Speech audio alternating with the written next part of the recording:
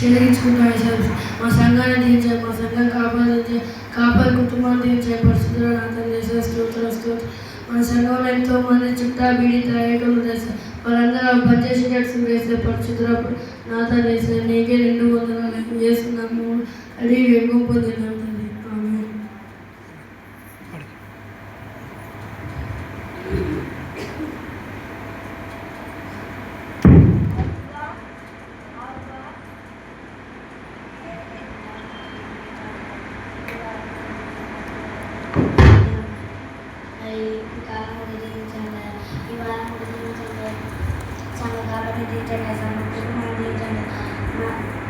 మా సండే స్కూల్కి వచ్చిన వాళ్ళు అందరినీ దీవించండి.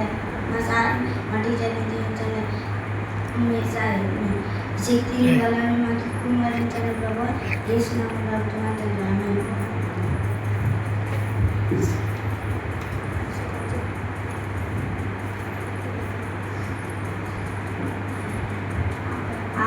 ఆదాము అవ్వ కుమారుల పేర్లు కయీను, హేబెలు, షేతు.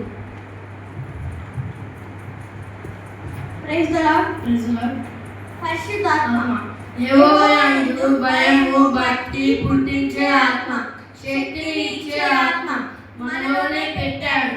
తెలివిని ఇచ్చే ఆత్మ, జ్ఞానం వివేచనం ఇచ్చే ఆత్మ, ఆయనే పరిశుద్ధాత్మ. మాంత్రిక శక్తి, అన్ని శక్తులను ఓడించగల శక్తి, మహాశక్తి, గెలవగల శక్తి, దయపు శక్తి కంటే, సాధారణ శక్తి కంటే, రాజకీయ శక్తి కంటే, అధికార శక్తి కంటే పైనున్న శక్తి, దేవుని శక్తి, మహాశక్తి. 2 భయాన్ని బట్టి, శోధనని బట్టి దేవునికి ప్రార్థన చేస్తే దేవుడు ఆత్మశక్తిని ఇస్తాడు. మనం పరిశుద్ధాత్మలో ఉండాలి. 1 మనం పరిశుద్ధాత్మకు విధేయత చూపాలి. 2 మనం ఆయన సన్నిధిని వెతకాలి. 3 మనం దేవుని ఆత్మలో లోబడాలి, దేవుని వెతకాలి. 4 దేవునితో అనుబంధం, సంతోషం వెతకాలి. 5 ఆయన సన్నిధి, సృష్టి, మహిమ, ఆరాధన మనకి ఒక ప్రపంచం. ఇది ఎవరికి అంటే ఆత్మవసుడు అయిన వారికి మాత్రమే. ఆత్మవసుడు అయితే మకం కలగా ఉంటుంది. ఆత్మవసుడు అయితే దేవుని కోసం ఏదో ఒకటి వెతుకుతూ ఉంటాడు.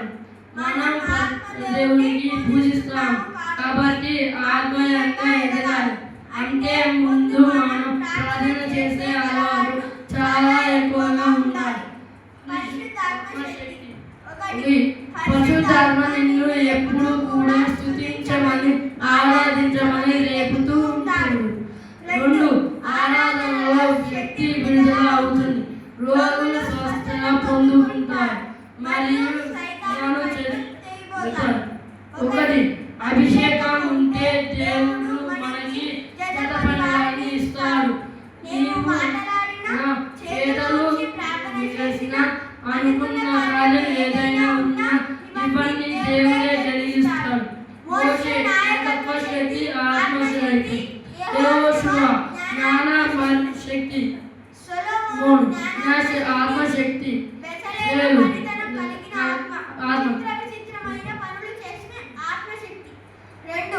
మనం ఎక్కువగా ఫలించాలంటే ఎక్కువ శక్తి నీకు కావాలి. ఎక్కువగా నీకు దేవుడి నిజం కలబెట్టాలి.